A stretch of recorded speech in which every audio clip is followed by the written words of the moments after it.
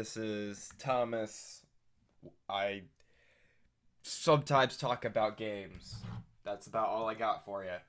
But I got my tablet set up and I'm gonna play with making hex maps, which I have no experience with. I've never done before, and I barely know Photoshop. So yeah.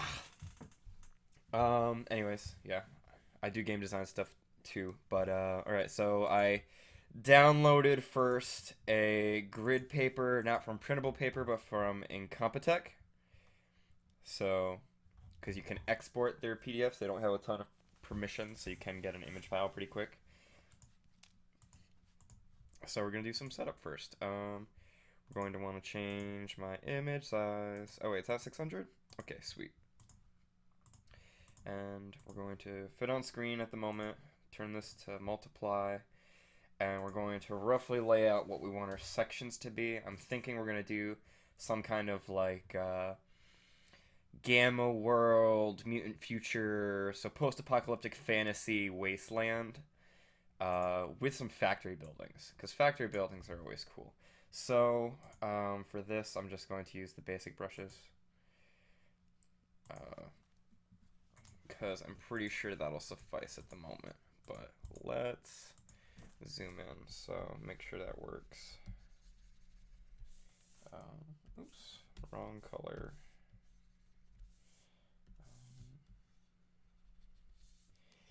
Alright, we're gonna... Maybe we won't use basic brushes, because I have no idea how to fix the sensitivity thing. So, what was the one that I was using before? I was using... Oh, it's way over here. That's why. Boop. This one I'm familiar with because it's been what I've been playing with. Thank you, internet. Alright, there we go. So let's zoom out. Get it back to a decent size so we can work with it. And I'm actually gonna turn it on its side. Actually no, we'll keep it like this. So we're gonna use not that one. Is it this one? Yeah, so I'm thinking something like post-apocalyptic gamma world mutant future. So now just from playing Fallout and stuff, we're going a little more fantasy bend. So we should probably we obviously want to have river because cradle of civilization kind of thing. Like it makes sense to have a river of some sort. It always makes sense. Cause I mean, like water's kind of important, even if it's like post-apocalyptic, because it would be depending on how far along it is. Cause like if there's people that are immune to the radiation that is left in the water kind of thing, then if not that, all the ruins are going to be in like these in areas that have a lot of things going on at them. Like you got water, so there's going to be heavier buildings because hey, waterfront property is always awesome, kind of thing. But also, just bridges are defendable. Like that's one area that you don't have to worry about as much. So all right, so we got our general river, and we should probably have it up here. Let's have it be like a lake. Let's have it be a lake, but lakes are... We'll have it be like a little misshapen, or... There we go. It's a cool lake. So, we'll call that lake. We'll come up with a name for it later. And then we're going to have some kind of... We're going to say this is really dense. Now, I'm not really familiar with hex mapping. I just know that it's on usually a generally larger scale. But we're going to say that, yeah, we're going to use the larger scale. So we have our main civilization right here. So this is our densest point is right here. So super dense. And then we have a little less dense, and then we're gonna have this spot be a little less dense, and then right here be dense, and then less, and then less. So over here is our essentially main city, our big city-ish area, because we'll have like three core like enclaves or little village kind of things that have been set up after the apocalypse. Um, so we got that, and then everything up here by the lake, we'd probably have. I want to say way over here we'll have another little thing. It'll be less dense, but it's gonna be like a little. Oh, we've tied a bunch of barges together. The best protection we got is this radiation, but then there's also going to be kind of like an island that you can get to from there easily. Now, some ideas. Probably some forest, actually. We're going to have some forest, so like burnt out trees and stuff over here. And we're going to have it creep along this edge. So we have our trees, trees, trees, trees, trees, trees, trees. Now the idea, now this is going to be obviously a little more illustrated after I do the basic layout for it. But I'm thinking like some spindly trees over here that invade each other's hexes. So it's not going to be like just one image in the box. It's going to be keeping in mind that there are multiple things all around it. So it's not going to be like, oh, I can take one hex and just copy and paste it over and over again because they interlock. No, it's going to be like, oh, I'm going to hand draw, but I'm just going to follow the guideline of the hexes for their shape. And then at the end, we'll make a sweet hex grid to have as a layer, so that when I turn this into a PDF, you can turn on or off the actual grid itself, so that for printing purposes, like it could be used either way. But yeah, we're also going to want to make sure that we mark landmarks with little illustrations outside of hexes, so that if, say, we're going to probably have a bunch of, like, we're going to have a military base up here. So you want to keep in that, we're gonna be like, okay, the military base kind of like invades these couple hexes right here. Because then when we use like a random encounter table, we can have, oh, we weight this hex because it's like these ones, so it has probably like a third of the results on it or like that. But then this right here is just like crazy military robots that have become decrepit, and their AI is dysfunctioning, or they're just crazy. Like there's loot over there. That'll also be a part of it. Because I like it when things that touch each other. So like when hexes touch each other, I like the idea of that you're not just going to roll in the forest thing. If it's touching something else, maybe you roll probably on both, and then you take, you probably roll like 3 times for each one or whatever. I don't know. You roll on it kind of thing, like, oh, it's in 2 hexes, so you roll 2 dice, and you use, we'll have it be probably something like that you'll roll 1 for each table if it's touching both, or it has both inside of it, and then you take the lower score, because we'll have it weighted so that the lower the roll, the more dangerous. But then once you use that one, you cross it off, and then the next time you go into this 2-table square that uses 2 different types of tables, the next time you have to use one of the robot base ones. So you just roll for the robot base. That way it can just be used over time.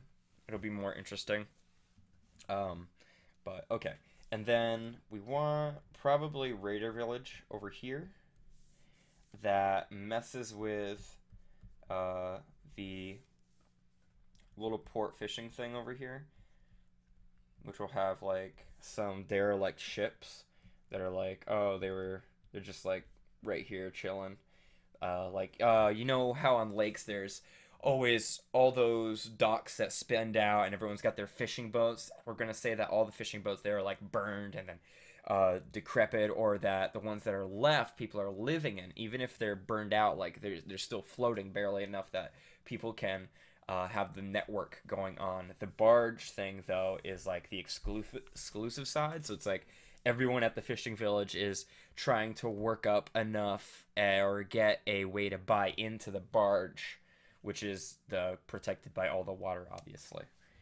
So, all right. So we want raiders over here. We're going to have some grass over here. We're gonna say this is like X farmland because that's a pretty good idea right here. So we'll have farmland, and when I say farmland, I mean that like the crops have like become monsters. So the more planty monsters will be here, but then we can also have a like plant animal village right here. So plant village, plant people village. Not sure how we'll go about that yet. It'll probably be something like silos or like this giant thing of barns that they have turned all the stalls into like little places to live. Sounds like a cool idea. More farmland here as well. No, this is like pasture that has gone to dirt, and then crop fields that have that barely grow anything of nutrition, but they still grow something, so they can still be sort of farmed. But it's like, whereas we can eat like an ear of corn and be like, oh man, that's enough corn. They have to eat like 6 ears because they have to pick off the little ones that would be delicious, kind of thing. That would actually be edible. So that's that. We said this was military. We're gonna have a bomb site over here on the edge, and then we'll have it kind of like lead off of these. So we're gonna go from those corners, kind of thing, because we'll say that almost like how Fallout has the crater way a ways, we're gonna have a crater going that way. We're just a bunch of bombing, because that's where they just started strip bombing towards an actual city. So there's like craters.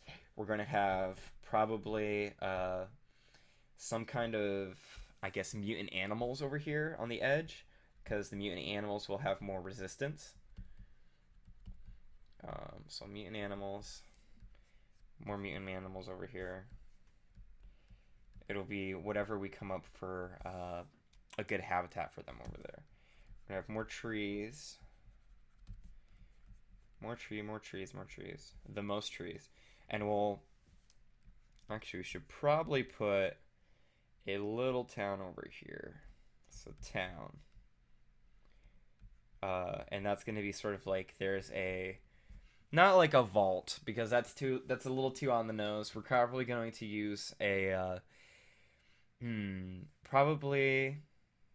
the military base would have to have something close by, but that's not really that close by. So a cool idea would be if there's a science research, like a science lab over here. There's a big science lab, kind of like how campuses work. They have like the big science campus. I'm going to have that take up multiple. I'm going to have it stretch around a little bit. And we can always have dead zones. So unexplored or dead zones. I know we'll have, this is a dead zone, this is a dead zone, this is a dead zone, this is a dead zone. Dead zones are where you roll on the larger table, where it would be like the D100, like you have no idea what you're getting into kind of thing. So we're going to have some dead zones. Again, we'll use the, let's check it off once we use it.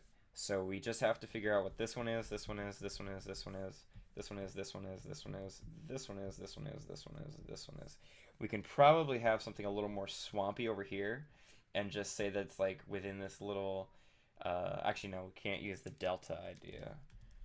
So it would probably, what is a good way to say it?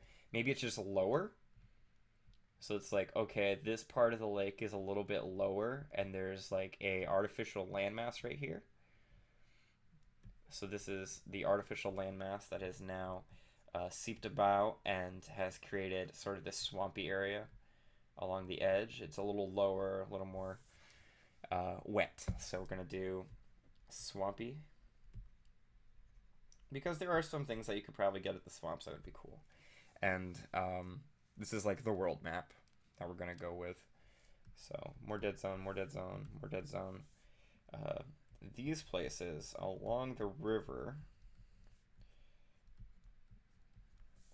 are probably gonna be something like wet. We'll just have a table. It just literally says wet.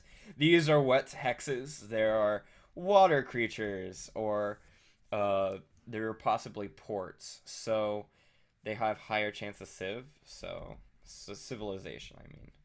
That way we can have some like random places to rule for towns and establishments. Because I mean, it doesn't always have to be encounters or monsters. It can be like, oh, there's randomly towns over there. We can have a random town over here, and it'll be like, roll on the table to see what town you find in that hex. And then for each time you roll one, so for each time you roll one, you check off another hex as being an X, so a dead square. That way you don't have like a bajillion civilizations all next to each other. But it also means there's still a lot of chance. Like wherever your players go first, we'll have a civilization, but then you cross off one wherever you want to do because you're the GM, because that's kind of fun to do sometimes. But yeah, and maybe we can have like a little tip of a mountains over here. A little tip of the mountains over there. Because those are fun. Those are fun. Alright, I think we have the generalness of what our hex map is going to look like. I'm just going to go create a layer right now. And we're gonna call this one, actually, yeah, let's name it. We're gonna call this one our hex key. That way, we can keep in mind when we do our hex layer what everything is going to be labeled as. So we're going to have, obviously, mountains. And actually, let's see, what's that on? That's on normal right now. All right.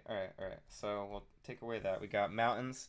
We have the dead hex, which is off the bigger table, so the D100,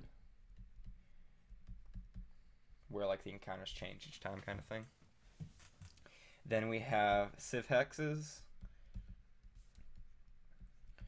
civ hex, and we'll actually probably have that be like a D20 table. D20 table, check off other hex after used.